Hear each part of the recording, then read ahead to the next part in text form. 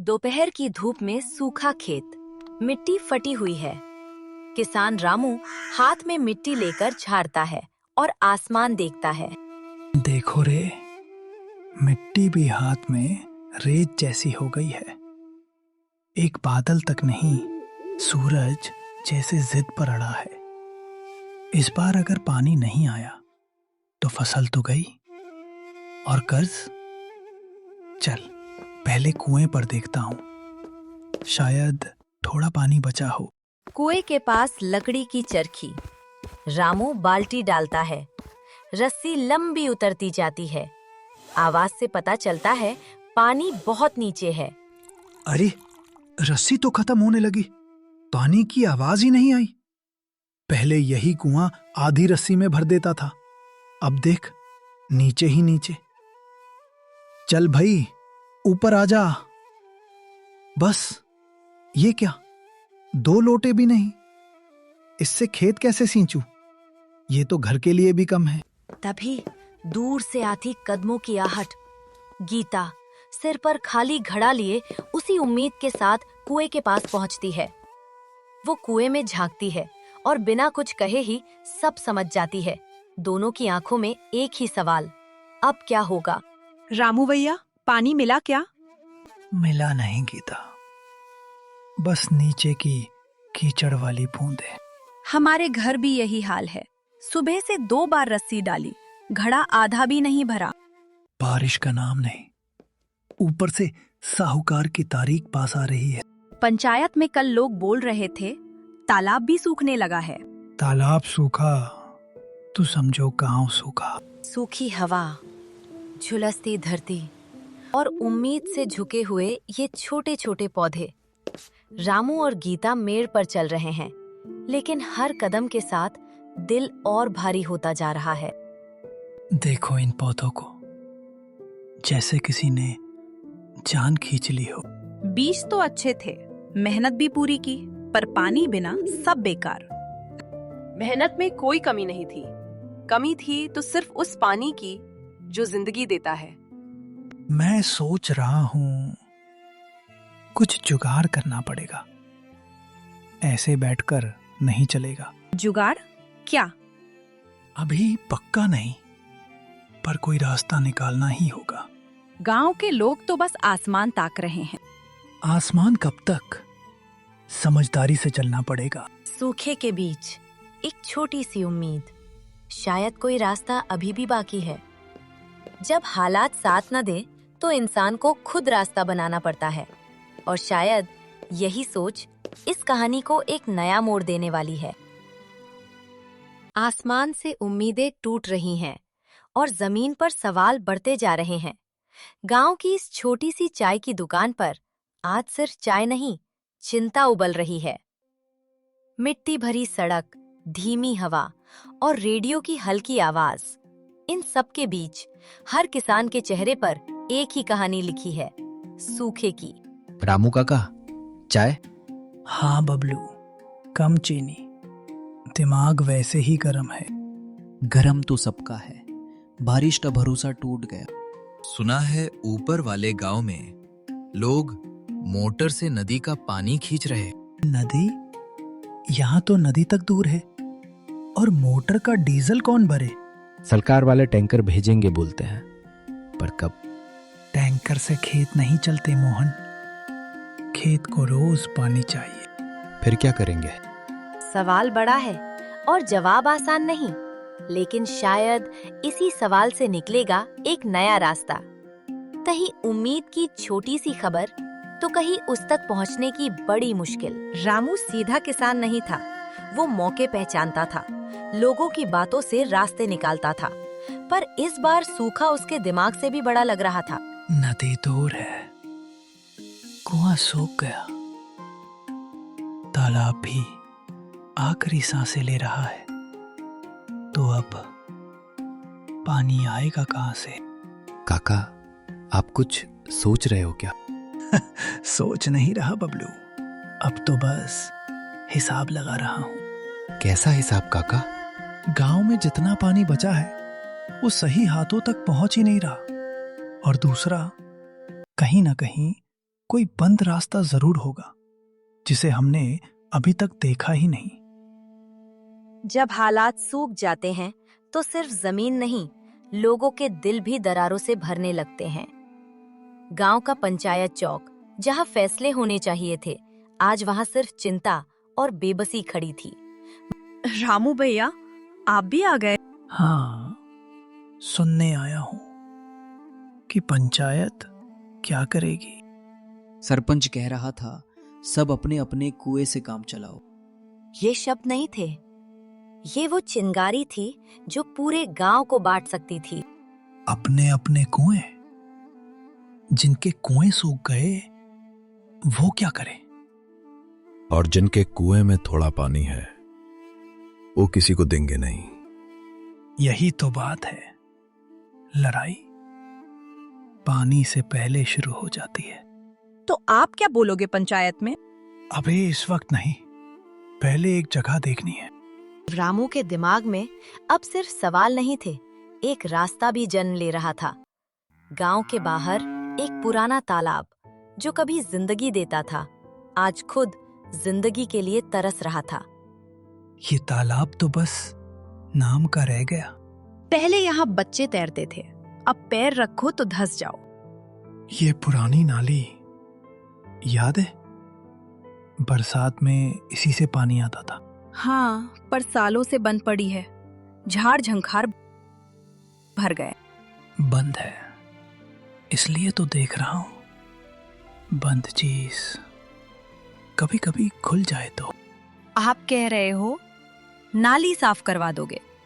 अकेला नहीं करवा सकता, पर अगर ऊपर की तरफ कहीं पानी रुका हो। कभी कभी जिंदगी ऐसे मोड़ पर लाकर खड़ा कर देती है जहां सब कुछ होते हुए भी कुछ भी नहीं बचता। ये वही जगह है जहां कभी पानी बहता था, हंसी गूंजती थी और जिंदगी खुलकर जी जाती थी। लेकिन आज यहाँ सिर्फ खामोशी है, सूखी दरारें हैं और अधूरी उम्मीदें। रामू काका, तालाब देखने आए हो? खाली ही मिलेगा, जैसे मेरा ये जाल और हमारी किस्मत। हरदा, एक बात बता मुझे, ये नाली ऊपर कहाँ जाती है? ऊपर, जंगल की तरफ, पुराने पत्थर वाले बांध तक, जहां कभी पानी रुकता था। बांध? वहां अभी भी पानी रहता है क्या? रहता था, पर अब कोई जाता नहीं उधर। रास्ता झाड़ियों में खो गया और लोग हिम्मत में। अगर वहां थोड़ा भी पानी बचा हो ना, तो ये नाली खुलते ही तालाब फिर से भर सकता है। बात तो तेरी सही है काका, पर उस बांध तक जाना आसान नहीं है।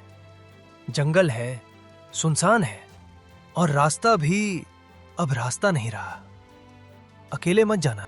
डर तो लगेगा ही, पर अगर आज भी डर गए ना, तो ये तालाब कभी नहीं भरेगा और हम हमेशा ऐसे ही खाली रह जाएंगे।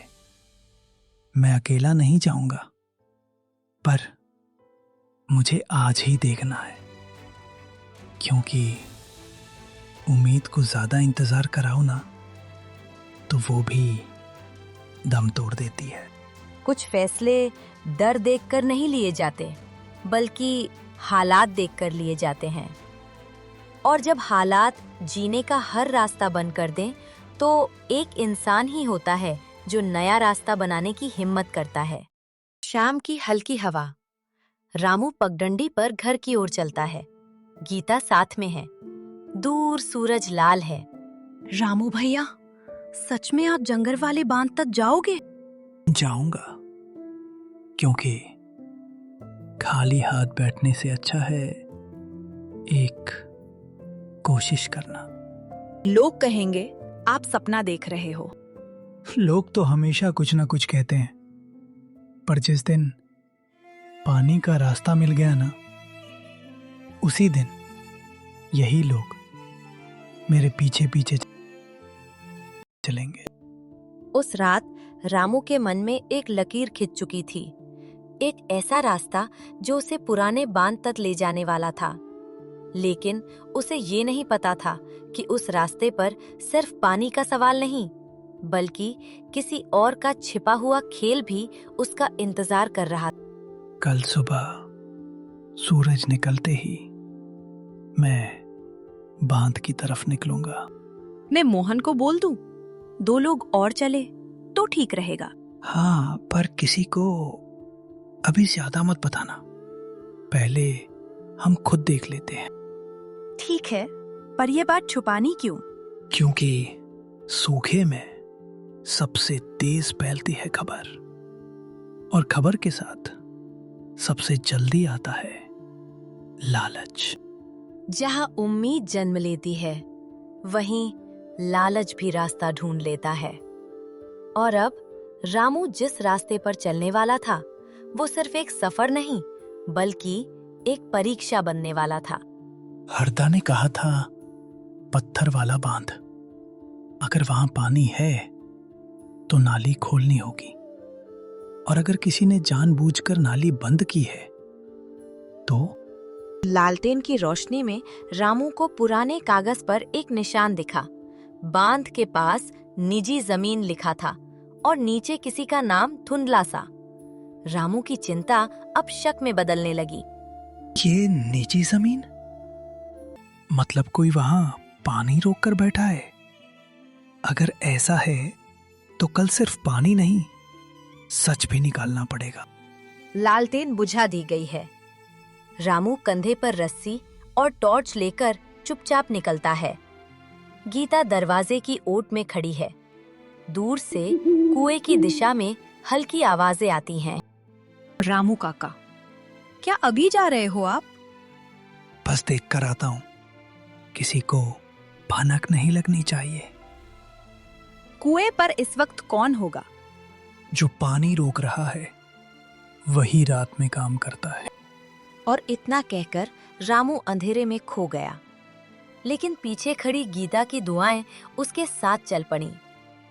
कुएं के पास अजीब सी खामोशी थी, जैसे वो भी किसी राज को छुपा रहा हो। उफ, पानी तो जैसे खत्म हो गया। खत्म नहीं हुआ, बस छुपा दिया गया है। कौन हो तुम? वही जिसका खेत सूख रहा है। रामू की नजर सीधी मशक पर गई। उसने उसे हाथ से छुआ और उसकी उंगलियों ने सच महसूस कर लिया। ये सीधी नहीं है, इसमें कुछ छुपा है।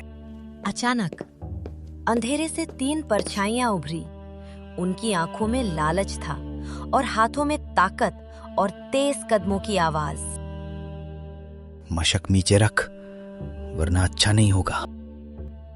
डर मुझे नहीं, तुम्हें होना चाहिए। मैं सब बताता हूँ। ये लोग नाली बंद करते हैं, पानी छुपाते हैं। सच अब अंधेरे से बाहर आ चुका था और अब लड़ाई सिर्फ पानी की नहीं, इंसाफ की थी। पकड़ो पकड़ो, इसे भाग न पाए। अगर ये के तो सच भी चला जाएगा। सुबह का समय, चौपाल में हल्की धूप उतर रही है। गांव के लोग धीरे धीरे इकट्ठा हो रहे हैं। हर चेहरे पर सवाल है। बीच में सरपंच बैठे हैं, सामने रामू और व्यापारी। हवा में खामोशी है, लेकिन अंदर बहुत कुछ उबल रहा है। आज सिर्फ एक खेत का फैसला नहीं होना था, आज तय होना था सच बड़ा है या लालच। रामू, तू बता, रात को क्या हुआ? सरपंच जी, नाली जानबूझकर बन की गई थी ताकि पानी रोका जाए और फिर छुपा कर बेचा जाए। कौन कर रहा था ये सब? ये लोग, और इनके पीछे। सरपंच जी, गलती मेरी भी है। मैंने सीधे हाथ नहीं लगाया, पर जो हो रहा था उससे फायदा मेरा ही था और मैंने उसे रोका नहीं। तो फिर सुन लो सब, आज से नाली की चाबी पंचायत के पास रहेगी और जो लोग इसमें शामिल थे उन्हें सजा मिलेगी। ठीक बात है। बिल्कुल सही बात है। अब बराबरी होगी। सरपंच जी, उन तीनों को मैं काम से निकालता हूं और रामू के खेत का नुकसान मैं भरूंगा। मुझे बस इतना चाहिए कि मेरा खेत फिर से जी उठे। तो तय रहा, पानी का बंटवारा लिखित में होगा और अब से कोई चोरी नहीं। उस दिन चौपाल में सिर्फ फैसला नहीं हुआ, एक गलती ने सिर झुकाया और एक सच्चाई ने पूरे गांव को सीधा खड़ा कर दिया। जब इंसान अपनी गलती मान लेता है तो वहीं से बदलाव शुरू होता है और जहां बदलाव होता है वहीं से उम्मीद जन्म लेती है।